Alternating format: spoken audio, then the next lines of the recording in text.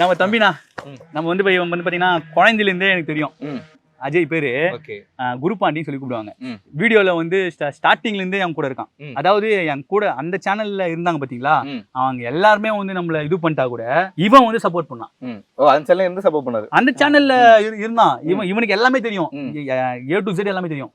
Channel ஆரம்பிச்சது யாரு, என்னென்ன கர்ணனை பண்ணாரு, கர்ணனை எவ்வளவு கஷ்டப்பட்டாரு. இவன் வந்து என்கிட்ட அழுதான், என்னன்னா இது மாதிரி ஏமாத்திட்டாங்கன்னு சொல்லிட்டு. இவன் அவ்வளவு ஃபீல் பண்ணி ஒரு இவங்க இருக்காங்கல்ல நம்மளுக்கு, இவங்க இருக்காங்கல்ல நம்மளால இதெல்லாம் சாதிச்சிட முடியும். கோ ஆக்டர் பயங்கரமான ஒரு ஆக்டர் இருக்கான், இதுக்கப்புறம் நம்மளுக்கு என்னடா தேவை அப்படின்ற மாதிரி தம்பினா நிஜமானவே தம்பி கூட பிறக்கல. என்ன காரணம்? அப்போ வந்து எப்படி சொல்றேன்னா, கர்ணனை வந்து ஒரு விஷயம் பண்ண ஸ்டார்ட் பண்ணும்போது எனக்கு இன்ஸ்பயரா இருந்தாரு. அண்ணன் இப்படி பண்றாரு, சரி நம்மளும் அவர் கூட சேர்ந்து பண்ணணும், அவரோட ஹார்ட் ஒர்க் கூட என்னோட ஹார்ட் ஒர்க்கும் கூட சேர்ந்து இருக்கணும் அப்படின்னு சொல்லிட்டு தான் அப்போ ஸ்டார்ட் பண்ணது.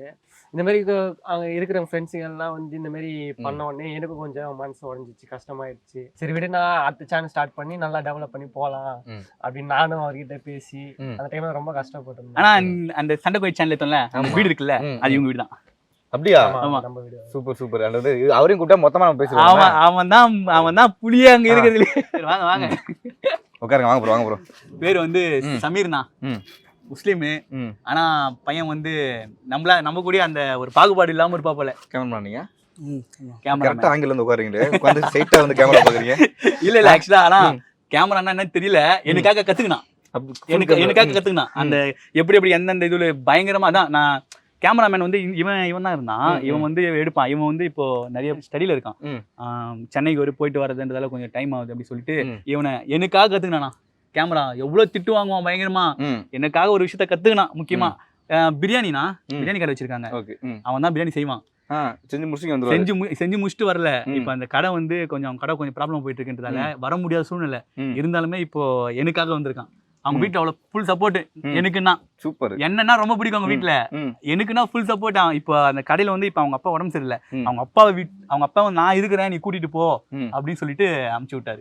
அதாவது இப்போ டோல் பேக் நான் ஆல்ரெடி எடுத்திருக்கேன், ஒரு 3 மாசம் எனக்கு பழக்கம் வச்சுக்கோங்களேன். அப்போ வந்து எங்கிட்ட பேசினாரு, இன்டர்வியூல பேசுனாரு. சொன்னா நான் நிறைய பேர் நம்பினேன், கூட இருந்தாலே வந்து அவர் ஏமாத்திட்டாங்க, அவ்வளோ எஃபோர்ட் போட்டேன் நான் நம்பி அது எல்லாத்தையும் ஏமாத்திட்டாங்க. இவர் எவ்வளோ இன்னசென்ட், என்னதான் ஏமாத்திருக்காங்க. உங்களுக்கு தெரியாது, எங்களுக்கு தெரியாத விஷயம் நிறையா இருக்கும்ல, அந்த மாதிரி என்ன பண்ணிருக்காங்க. இவனை வந்து பாத்தீங்கன்னா ஏமாத்திட்டாங்க அப்படின்றத விட இவன் பயங்கரமான ஒரு இன்னசென்ட். இப்போ யூடியூப் வந்து இருந்துச்சுல்ல, அப்போ நான் ஒரு சேனல் வச்சிருந்தேன், எனக்கு ஒரு சில விஷயங்கள் தெரியும். என்னை வந்து பாத்தீங்கன்னா பயங்கரமா கலாச்சாங்க எங்க ஊர்ல இருக்கிறவங்கலாம், இவன் பைத்தியக்காரன் ஏதோ பண்ணுங்கிறான் அப்படின்னு சொன்னாங்க. ஆனா நான் ஒரே வீடியோல 6 மில்லியன் அடிச்சு சில்வர் பிளே பட்டன் நான் வாங்கினேன் என் சேனல்ல. என்னை பார்த்து பயங்கரமா மெர்சல் ஆயிட்டானுங்க இந்த ஏரியாவில் இருக்கிற எல்லாருமே. அப்போ வந்து நான் இவங்கிட்ட சொன்னேன், அப்போ வந்து இவன் எனக்கு சப்போர்ட் பண்றதுக்கு இருந்தான், சப்போர்ட் பண்ணலாம் அப்படின்னு சொல்லிட்டு. ஆனா இவன் கூட இருந்தவங்க சப்போர்ட் பண்ணல. சரி அப்படியே விட்டேன், சேனல் நல்லா போச்சு. கிட்டத்தட்ட 2.5 லட்சம் ஃபாலோவர்ஸ் நான் வாங்கினேன். அதை வச்சு எனக்கு எதுவும் பண்ண தெரியல, சேனலை வித்துட்டேன், அதோட முடிஞ்சு போச்சு. இவனுக்கு பிரச்சனை வரும்போது நான் அப்போ வந்து இவங்ககிட்ட பேசுவேன், நான் இவனை பார்த்தா பேசுவேன், நான் பண்ணலாம் அப்படின்னு கேட்பேன். அவன் வந்து ஒரு மாதிரி இருந்தான், என்னடா ஆச்சு சொல்றா அப்படின் போது இந்த மாதிரி பிரச்சனை போயிட்டு இருக்குண்ணா இந்த மாதிரி நான் அப்படின்னு சொன்னான். நீ வந்து அவங்களை டிஃபெண்ட் பண்ணியிருக்கியா அப்படின்னு சொல்லிட்டு நான் கேட்டேன். இல்லண்ணா அப்படிலாம் இல்ல, எனக்கு பயமாகுது, என்ன பண்றதுன்னு தெரியல அப்படின்ற மாதிரி சொன்னான். நான் என்ன சொன்னேன்னா, நீ ஃபர்ஸ்ட் பயப்படாத, உன்னுடைய ஃபேன் பேஸ் தான் அது எவ்வளவு பெரிய சேனலா இருந்தாலும் உனக்கான ஃபேன்ஸ் தான் வந்து எல்லாமே உன்னை பார்த்து தான் வந்து எல்லாரும் வந்து சப்ஸ்கிரைப் பண்ணாங்க.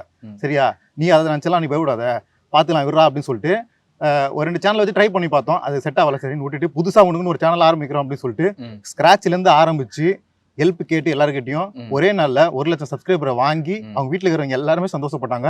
இன்னைக்கு இப்போ ஒரு ஆளா இருக்கான்.